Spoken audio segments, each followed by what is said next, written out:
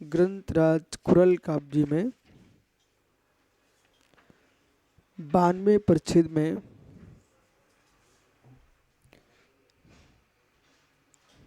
नगर नार की व्याख्या समझा रहे। जीवन में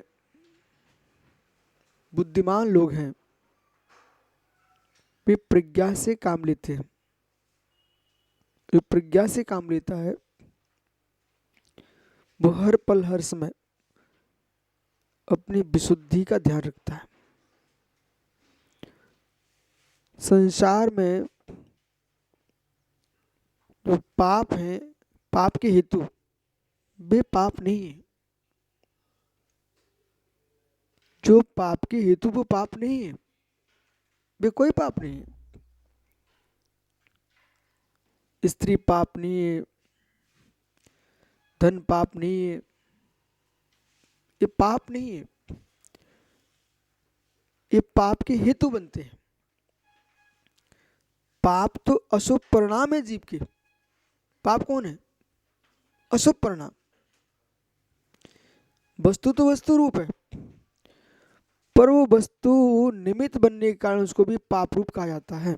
उपचार जैसे कि पंच प्रविष्टि पुण्यभूत है। पंच प्रविष्टि है। अब सिद्धों के न पुण्य न पाप है, फिर पुण्यभूत है। हमारे पुण्य में निमित्त बनते इसलिए पुण्यभूत है। ठीक है। उपचार कथन, पेन लिखाता है। अरे पेन लिखाता, मेरी प्रज्ञा लिखाती है।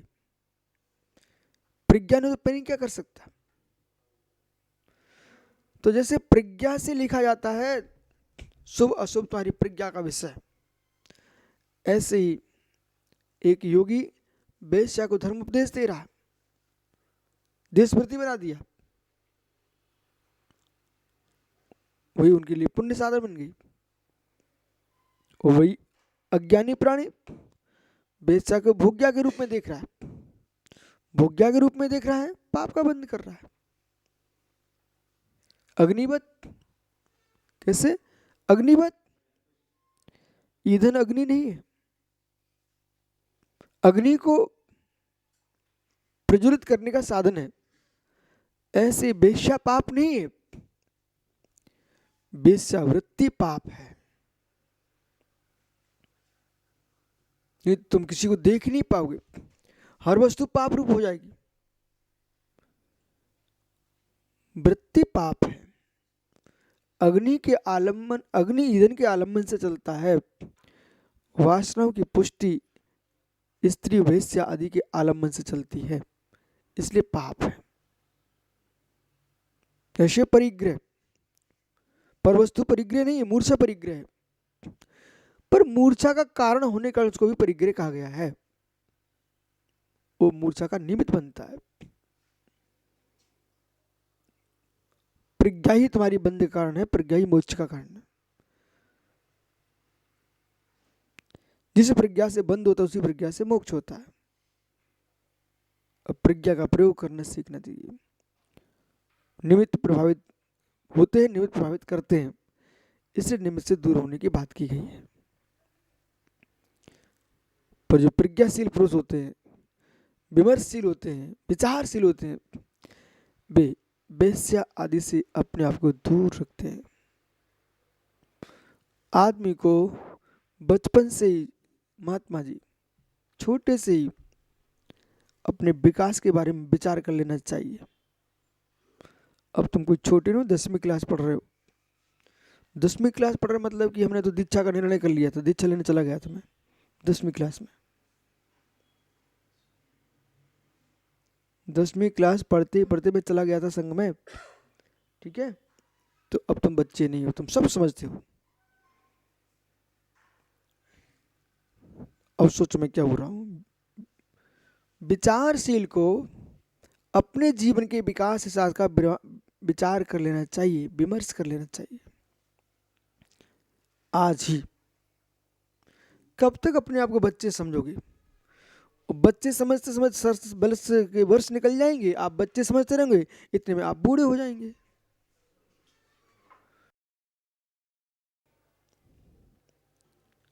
बच्चा समझते समझते आप बूढ़े हो जाएंगे। सुन रहे ना भैया, बच्चा समझते समझते बूढ़े हो जाएंगे। तब तक आप अपने बच्चे समझते रहो, जैसे कि हार्दिक बाबू भाई अपने आप को 20-21 साल का बच्चे समझते भी। परिवार चलाते लोग, और बच्चा समझना बंद कर देना चाहिए।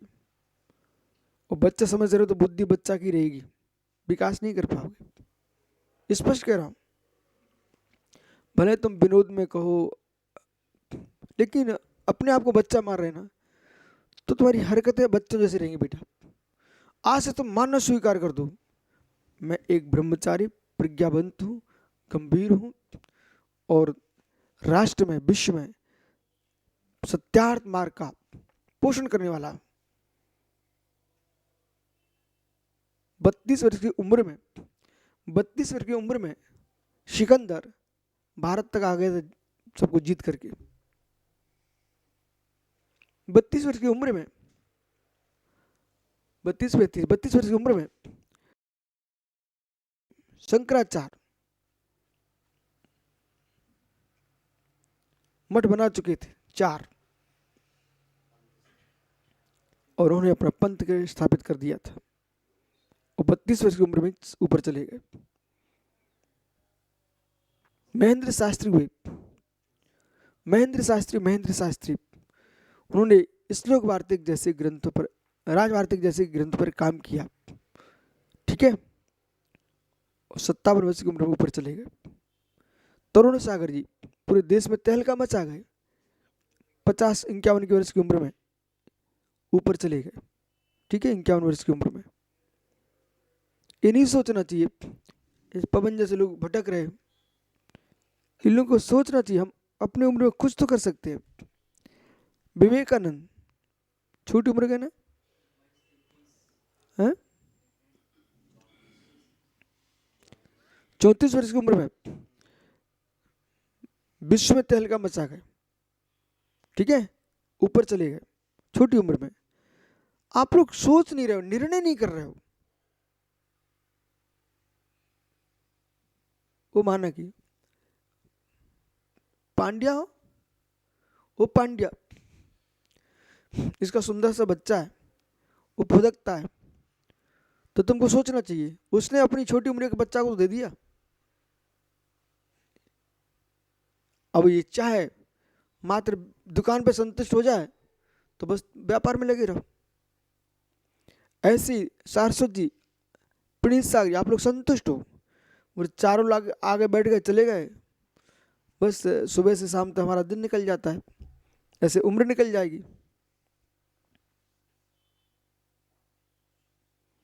ध्यान करो, अध्ययन करो, बहिरी उन्नति नहीं कर सकते, आध्यात्मिक उन्नति करो। फिर तुम कितनी जाप कर सकते हो, कितनी माला फेर सकते हो, कितना ध्यान कर सकते हो, दिन भर कितनी देर तक आंख बंद किए बैठ सकते हो, बिना किसी हिले कितना देर तक बैठ सकती, ये विकास करो। यदि कोई व्यक्ति सोने चांदी दुकान में पैसा नाम कमा सकता है, तो खेल के खिलाड़ी भी अपना नाम कमा लेते हुए अपने स्थान पर ऊंचाइयां पा रहे हैं। हम तो आपको कितनी उत्साह शक्ति देने वाले हैं। जैसे हम इनको कहते हैं निर्मोह सागर को, इनके पास अनंत सुख मिल जाए, भी चाहते नहीं यश मिले। उन्हें मालूम है कि भाई अपनी प्रज्ञा इतनी है, ठीक है, प्रज्ञाशील बोल के अपना यश पा रहे हैं, हम मौन ले लेते, चलो आंख बंद की शांति से बैठे, कौन क्या बोल रहा है हमें मत प्रयोजन नहीं है, कहाँ क्या रहा हमें सुनना ही नहीं है, शांत बैठे। लोग आएंगे आपको देखेंगे तो कहेंगे नहीं ये महाराज श्रेष्ठ है। यदि यश की भी बात कर तो कह रहा हूं, कुछ बनता नहीं। मेरा सीधा सिद्धांत है, जो भी त्यागी वृत्ति हैं, या तो ज्ञान ध्यान में लीन रहो, ज्ञान में बुद्धि नहीं चले तो ध्यान में लीन हो जाओ। जो साधु कुछ भी नहीं जानते, कुछ भी नहीं करते, वो शांत जीते हैं, उनका यश फैलता है। बुद्धि भी नहीं चले और जाने भी कुछ नहीं और शांत भी नहीं बैठे, उनको अपयश मिलता है।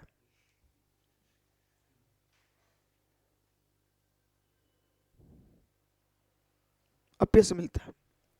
इसलिए प्रज्ञ पुरुष जो होते हैं, प्रज्ञावंत पुरुष होते हैं, वो विचार करके जीना प्रारंभ करते हैं। बालक लोहड़िया, विचार करके जीवन जीते हैं। आज से निर्णय कर लेना चाहिए तुमको, हमें देश में विशिष्ट आदमी बन के आना है। मंत्रालय का पैर नहीं रखना, बेसालय का पैर नहीं रखना, पर स्त्री को देखना नहीं। घर से प्रशंसा प्रारंभ होगी तब बेटा मोहल्ले में आएगी, और मोहल्ले में प्रारंभ होगी तो दूसरे मोहल्ले में जाएगी, दूसरे तीसरे से पूरे नगर में फैल जाएगी, और आपके नगर में तुम्हें प्रशंसा मिलेगी, दूसरे नगर में तुम्हारी प्रशंसा फैल जाएगी। सोचना चाहिए, विचार करना चाहिए, निर्णय करना चाहिए, मैं कुछ कर सकता हूं। अभी मैं सोच रहा था, अभी जैसे इनने प्रणीसा का हमें डॉक्टरेट करना है, जितने जितने हम अभी, तो मैं सोच रहा था, सोच में इनको करा दें। उनकी तो बनी रखी है सुब्रत सागर की, तुम वस्तुत्व करो ना, हमारे पास आदमी आ गया है पक्का 100%, उसका समाचार आ गया है, हम करा देंगे। जितने महाराजों को वस्तुत्व वो करना हो डॉक्टर्स, आप हमें नाम दे दो, PhD। सारस्वत ये नहीं कर पाएंगे? अच्छा, मतलब जिनकी क्षमता और करने की भावना रखते हैं, ब्रह्मचारी हो, महाराज जी हो, आप हमें नाम दे दो, लिस्ट दे दो पूरी अपनी। उसके मालूम उससे क्या होगा, उसके निमित्त से आपको जैन धर्म के गुण ज्ञान बढ़ जाएगा, क्योंकि सांस पढ़ना पड़ेंगे।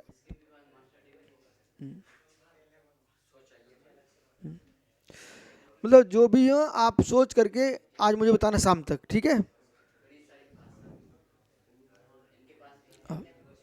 बोले जिन जिन ब्रह्मचारियों को डॉक्टर्स करना हो,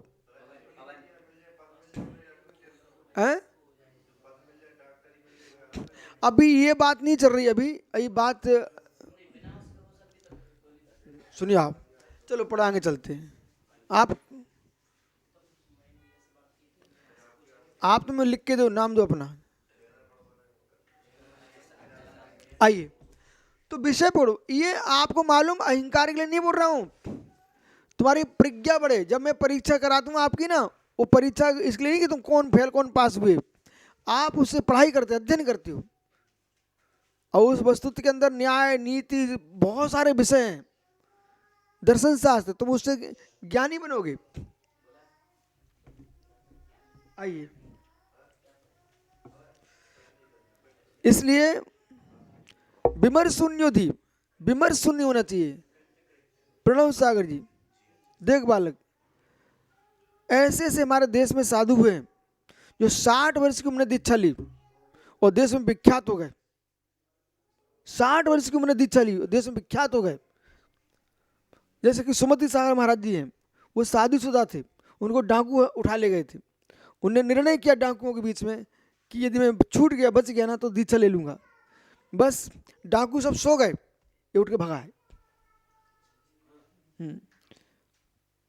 शिवपुर में रहते थे, फिर छोड़ दिया था, गांव मुरैना आ गए, ठीक है ना। तो ऐसा है। आदमी कल्याण सागर जी, वो सिगरेट पी रहे थे बैठे बैठे, कहाँ, सिनेमा हॉल में, पता नहीं कौन सी फिल्म देख उनको वैराग हो गया। हाँ, कल्याण सागर जी नमोकार वाले, फिर वो इतने नमोकार में लग गए कि अल्प दिन में 85 में तो उन्होंने प्रसिद्धि पा ली और ज्यादा जिए भी नहीं है। तो मतलब समझिए आप, आदमी विचार कर ले, झांझरी जी सोच लेना, तो अपने आप में महान बन सकता है। अब जिसने निर्णय कर लिया है, जिसने सोच ही लिया है मुझे दुकान से घर, घर से दुकान, संतुष्ट हो चुका है, वो भी किसने, पान के ठेला लगा बैठा, उसका आंख उठने नहीं चाह रहा, तो ठीक है, तेरा जीवन ऐसे निकलेगा। ऐसे ही आपने सोच लिया, सुबह सोच चला जाऊंगा, फिर इच्छा हुई तो मंदिर चलाऊंगा, इच्छा हुई तो फिर बैठ के 2-4 लोग फिर बातें कर लेंगे, इतने में मन हुआ तो प्रवचन कर दूंगा, नहीं तो नहीं करूंगा, बातें फिर कर लूंगा, फिर आर कर आएंगे। ठीक है, ठंडी ठंडी नहीं लगी तो प्रवचन करेंगे, नहीं ठंडी लगी तो कमरा बंद है, अभी ठंडी तेज पड़ी ना महाराज प्रवचन सभा में नहीं जाए। ठीक है, गर्मी पड़ रही है, अरे अब बहुत गर्मी है गला सूखेगा, ये कष्ट सहन करोगे तब महान बनोगे, बिना कष्ट सहन के महान नहीं बन सकता। भैया अमित तुम घर नहीं छोड़ते, बातें सुनने को मिलती क्या? घर छोड़ना पड़ता है। ठीक है, इसलिए महाव्रताम महताम, महान, तुमको महान का अर्थ पता नहीं है, महान यानी महाव्रती। अभी ऐसे लोग मिल जाए ना, देश का तो हो गया विकास। ऐसा गणिकाकृत श्रृंगारा नूनम रचनवा तत्प्रणवस्य तद्बाहुर्यत्र मजंती कथा कमी कामी। जल्दी जल्दी पढ़ो नहीं भाई, ऐसी आंखें हो जाएंगी सबकी। गणिका, ओहो कृत श्रृंगारम, बे नारियां नगर नार वैश्या गणिका, संपूर्ण अंग को भरपूर श्रृंगार, सात श्रृंगार किए। श्रृंगारम नूनम निर्णय सन्निभा, चारों ओर से भरपूर श्रृंगार की, बनी ठनी स्वर्णी कोमल बाहु नरक की अवध नाली के समान हो। सुनो ना, मज्जंती कानम यत्र, जैसे नदी नाली, सड़ी नाली और सड़ा नाला, गंदा नाला, नगर नगर में घूम पानी बह रहा है। नाले के पानी देखे काले, नाले के पानी अधिकांशतः काली होते हैं, ऐसी बेस्या अपने स्वभाव में काली होती है। बेस्या नगर नारी, काली नारी नाली, वो ऐसी नाली में तुम पड़े हो जैसे कोई भिंडी, भिंडी का नाला प्रसिद्ध है तुम्हारा नाला, तो जे तुम्हारे गांव का नाला, ठीक है, जैसे कोई नाली में गिर जाए तो क्या बोलते हो? वो नाली में गिर गया, नाली में गिर गया, नाली में गिर गया। अरे मित्र, वेश्यालय में जो जाए वो गंदी नाली में गिरा हुआ आदमी है। सड़ान नाला गंदा क्यों होता है? नाना घरों के लघु संख्या मूत्र बह रहा है ना उसके अंदर, वही टड्डी चट्टी टट्टी सब बह के घूम के आ रही है नाले में, इसलिए तो गंदा नाला कहलाता है। नाले में क्या होता है? सिंधु, अशुद्धि अशुद्धि, नाले में अशुद्धि अशुद्धि रहती है। ऐसी नगर नार अशुद्धि अशुद्धि, नाना मुखों की लार से टपका मुख जिसका हो, ऐसी नारी के पास जो जाए लिपटे वो महापापी नाली में लौट रहा है। महापापी। अब चाहे बोले लिखित वेश्यालय हो, चाहे घर की बिटियां वेश्या काम कर रही हो, विषय पकड़िए। देखो हमारे पास सब सूचनाएं रहती हैं, आप विषय रखो। पढ़ने भेजा माता पिता ने, उनको पैसा चाहिए, अपने शरीर का व्यापार कर डाला। जो धनपति लोग मंदिरों में घंटी बजाएं,